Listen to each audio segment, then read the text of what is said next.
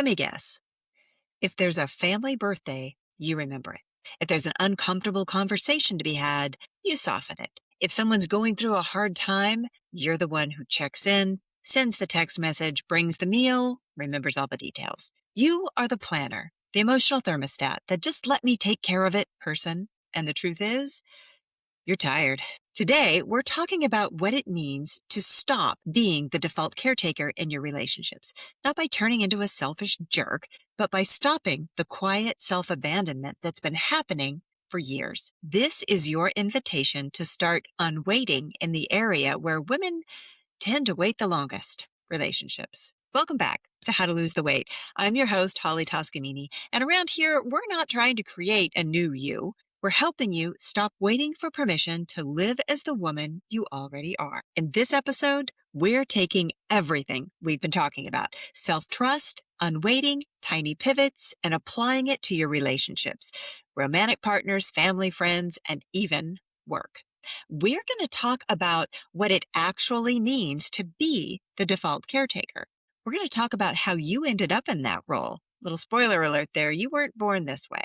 We're going to talk about the hidden cost of always being the strong one. And most importantly, we're going to talk about some very small practical shifts you can start making today to unweight in your relationships without feeling like a jerk.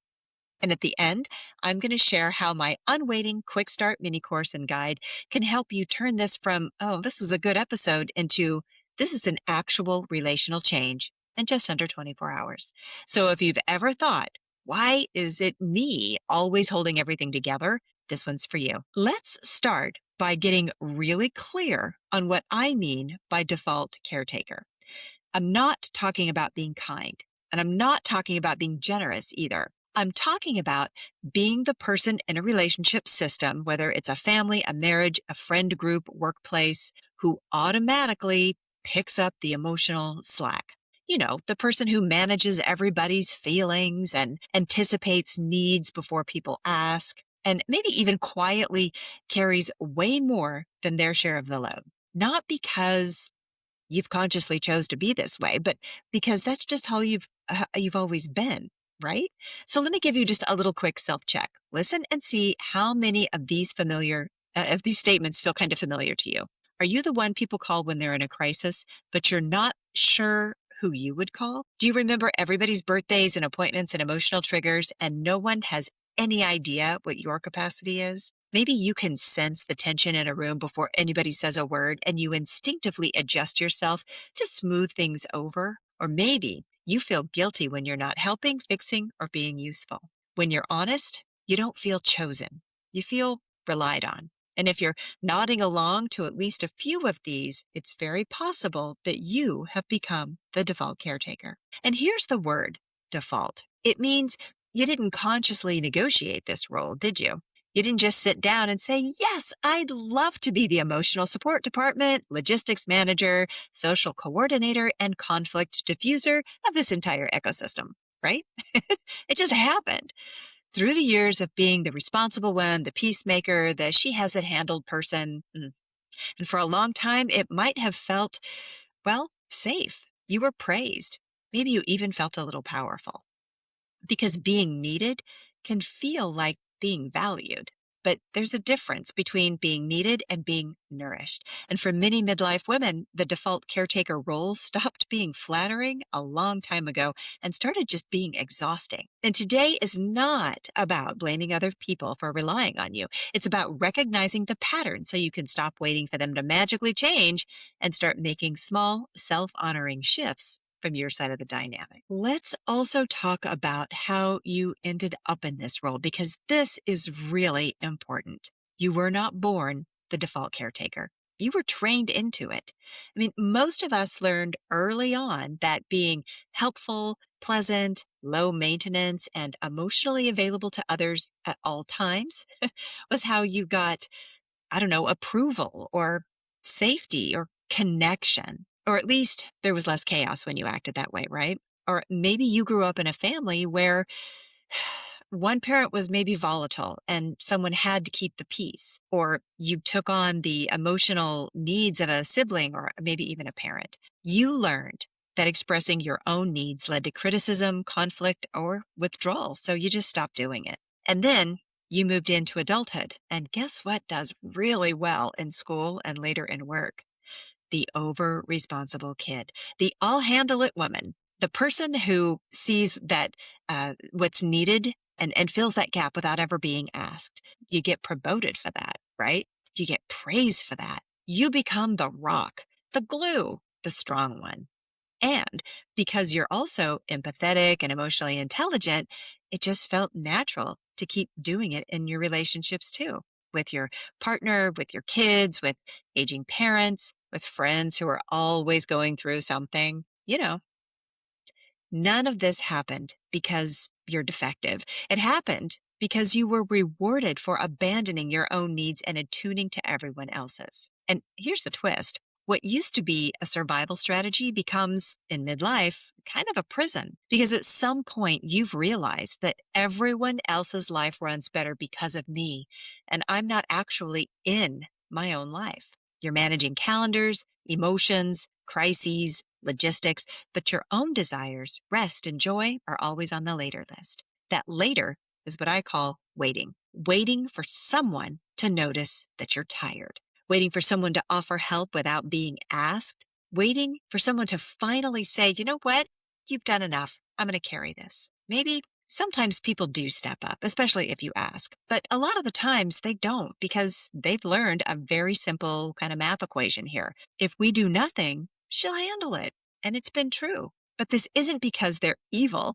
It's because they're used to the system as it is, which is why unweighting in relationships starts with you, not waiting for them to change first. Let's name the cost, because until you really see it, it's easy to gaslight yourself with, it's not that bad, or I'm just tired, or other people have it worse. Here's what I see over and over in women who have been the default caretaker for decades. I see things like chronic resentment. You still show up, you still help, but under the surface, there's this low-level hum of, why am I always the one? Does no one see what I'm carrying?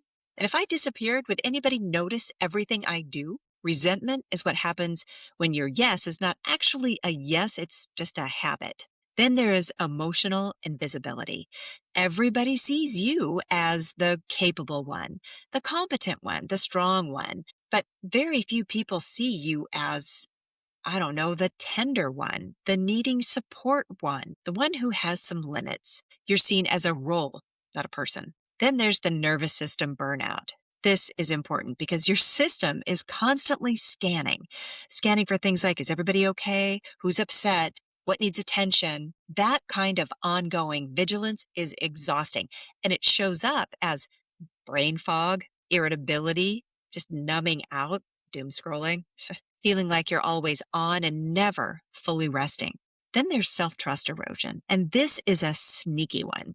Every single time you say yes when your body is screaming no, every time you stay silent when your truth wants to speak up, or every single time you override your capacity to keep somebody else comfortable, you're sending yourself this message. You can't count on me to protect you. And what that slowly erodes is your self-trust, which is exactly the opposite of what we're building here. So when we talk about unweighting in relationships, we're not talking about being dramatic or being selfish. We're talking about stopping the quiet ways you abandon yourself just to keep the peace, hold the family together, be the reliable one, and never be too much. So what does it mean to unweight in your relationships? Let's keep this really grounded, okay? Unweighting in relationships does not mean cutting everybody else off and moving to a cabin in the woods, right? It doesn't mean announcing, I'm done taking care of everybody ever again. And it doesn't mean refusing to help connect or support people you love. Unweighting means you stop waiting for other people to shift first, and you start making these small, self-honoring adjustments, these tiny pivots to how you show up. And it could look like checking in with your body before automatically saying yes to something, or letting people have their feelings without rushing in to change or fix them, or actually asking for help instead of silently over-functioning, or letting somebody be mildly disappointed without sprinting in to rescue them, or maybe making decisions that consider your energy as non negotiable. And this isn't a personality transplant, right? It's an upgrade to the settings you've been operating with. That's all. Now, we're going to walk through four distinct areas here: romantic and intimate partnerships, family, kids, parents, extended family, that kind of thing, friendships, and work. So, in each one of these areas, I'm going to give you a small shift or experiment you can start playing around with right now. And you certainly do not have to do all of them. Even one experiment can start to change the whole system. So, let's start with romantic relationships. Um, it's really about intimate partnerships, right? Marriage, long term relationships, co parenting. That's a big one.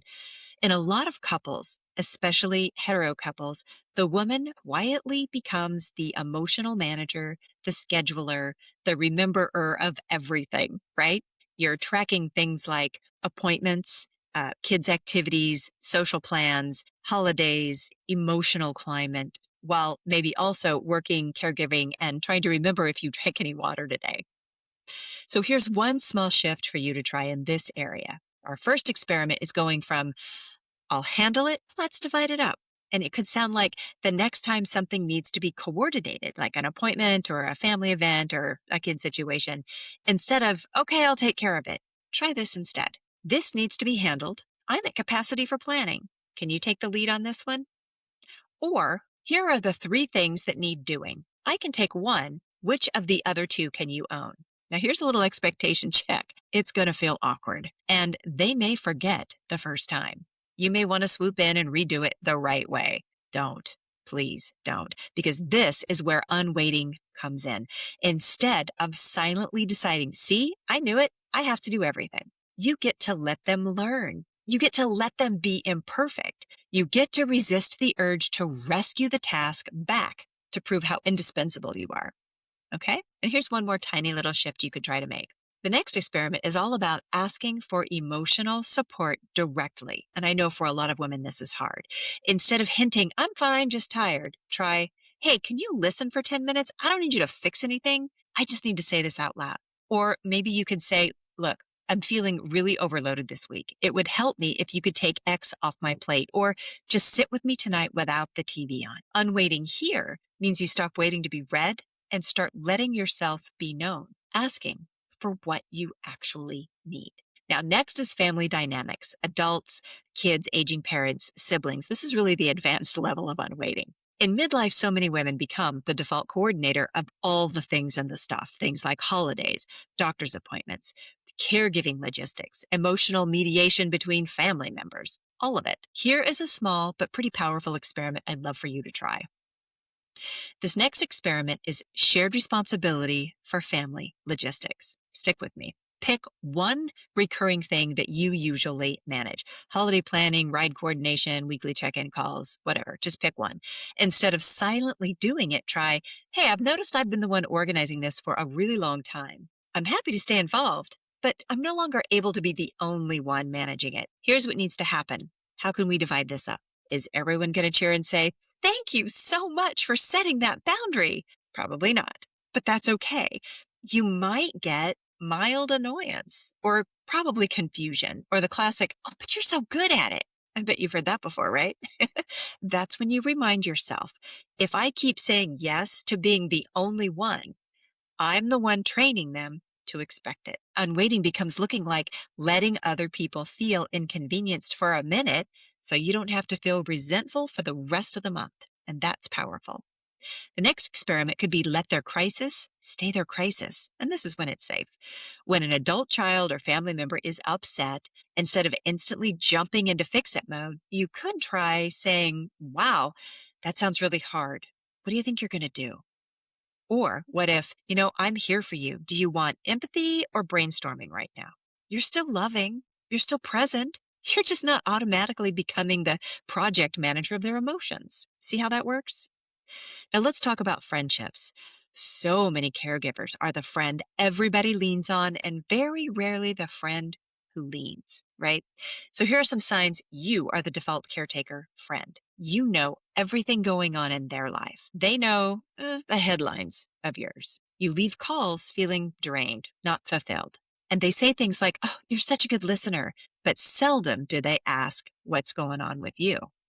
So here is an experiment for friend groups. Share first. I know it sounds simple, right? The next time you're with a friend who usually treats you like a therapist, try sharing something real before they launch into their thing. Maybe say, hey, before we get into everything with you, can I share something that's I've been kind of navigating this week? I'd really love your perspective or maybe just a listening ear. You're not taking anything away from them. You're just signaling, hey, I exist here too. I have some stuff. If the friendship cannot tolerate that, if they consistently pivot back to themselves or dismiss what you share, that's really important information. Unweighting in friendships sometimes means not automatically filling that listener role and not chasing people who only call when they need something. Maybe it's about making space to invest in friendships where your support is reciprocated. Next, let's talk about work. The unpaid emotional labor of midlife women at work could power a small city. And here are some typical patterns I see all the time. Maybe you're the one onboarding new people informally. Maybe you remember birthdays, organize gifts, anniversaries, plan social things on top of your actual job. Or maybe you soften emails, mediate tension, and just check in on everybody. Here's a little micro pivot I'd love you to try. Let one ball drop on purpose. Choose one optional emotional labor task you usually do, and this month, don't do it. No announcement, no martyrdom, just don't. Don't send the reminder. Don't organize the birthday gift. Don't step in to mediate a conflict unless it's your actual job description. See what I'm saying? Yes, it's going to feel uncomfortable, but it will also show you what actually happens when you're not the glue, whether anybody else can or will step up, where you've been working for free energetically. It'll show you all these things. You can also start saying, that's not something I'm able to take on right now. Or one of my favorites, I'm kind of at capacity with my core responsibilities, so I'm going to need to pass on organizing this time around. See, you're not being difficult. You're refusing to be the unofficial HR, social committee, and emotional support line on top of your own job. And the more you practice, the easier it gets. So next, I want to talk about that part of your brain and nervous system that are probably screaming right now. But isn't this selfish? What if they get mad? What if everything falls apart? What if they think I don't care? Here's the thing. You have been overfunctioning for a very long time. So when you move even a little bit toward balance, your system might interpret it as danger. And not because it is dangerous, but because it's a little unfamiliar. So a few reminders just to kind of put on some Post-it notes maybe. Guilt doesn't always mean you're doing something wrong. Sometimes guilt means you're doing something new that honors you. Other people's discomfort is not proof you're bad. It's proof they've benefited from the version of you who never said no. You can love people deeply and still stop over caretaking them. In fact, it's more loving because it makes room for adults to be adults. When the guilt and the anxiety kick in, you can always say to yourself, this feels wrong because it's new, not because it is wrong. I'm allowed to matter here too. And if it costs me self-trust, it costs too much. Unweighting in relationships is a nervous system practice, not a one-time declaration. This is why we start with tiny pivots, tiny experiments, so your system can acclimate without freaking out. Now, I want to leave you with a really simple framework you can use this week in any of these relationships we've talked about. Think of it as your Unweighting in relationships mini-map. Okay? Step 1, notice. Ask yourself, where am I being the default caretaker in this relationship? Pick one person or context, your partner, one adult child, one friend, one colleague. Pick something. And then notice, what do you do by default? What do you assume is your responsibility? And how you feel afterwards. Are you resentful? Do you feel invisible? Do you feel exhausted? Step 2, name. Put words to it. In this relationship, I've been the one who always, fill in the blank, always initiates contact, always apologizes first, always hosts, always takes on the emotional weight. Then name what you actually need from them. What I really need more of here is fill in the blank. I need more reciprocity. I need to be asked how I am. I need shared planning. I need more honest communication. And then step three is the tiny next move or your micro move. Ask, what is the smallest self honoring tweak I could make here next week? Here are a couple of examples, like waiting for them to initiate the next text or call, asking directly for help instead of hinting around what you really need, or saying, I can't host this time, but I'd love to come if someone else is up for it, or saying, I'm not able to mediate this one. I trust the two of you can work it out or get some support. Small, specific, slightly uncomfortable, but not panic inducing. If it feels like jumping off a cliff, scale it down. If it feels like nothing, well, stretch it a bit. That's unwaiting. No more postponing your needs to keep everybody else comfortable. No more waiting to be chosen as worthy of care. You get to choose you, and that is special. And as we wrap up, I want you to really hear this. You do not have to keep being the person who quietly holds everything together at the expense of yourself and your needs. You can still be loving, you can still be kind, and you can still be supportive. But you are also allowed to step out of the default caretaker role and into relationships where your needs matter, your energy matters, your voice matters. And you're not the only adult in the room. Keep that in mind. So if you're thinking, all right, that sounds like me, but I don't really know where to start, or I'm scared I'll either do nothing or I'll go way too far and regret it. This is exactly why I created the Unwaiting Quick Start mini course and guide. See, the Unwaiting Quick Start is a short, practical experience you can complete in about a day that helps you get clear on where you're most stuck in waiting mode right now. Maybe it's relationships, maybe it's your work, maybe it's your body or your creative life. And then it helps you identify one specific area where you're tired of kind of being put on autopilot, and then choose one tiny self-trusting micro move you can take in the next 24 hours. Action is everything. It's not a giant life overhaul or another one of these 47-page workbooks that you're never going to finish.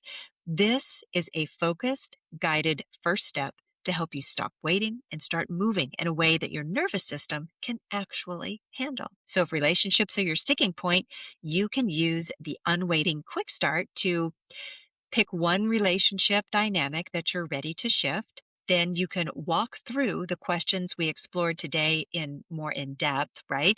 And then commit to one small real world experiment or micro move, like asking for help, sharing first, or declining a role you've always taken on. You can find it in the Unwaiting Quick Start Guide mini course in the link in the show notes and in the episode description. So it's going to be really easy for you to find.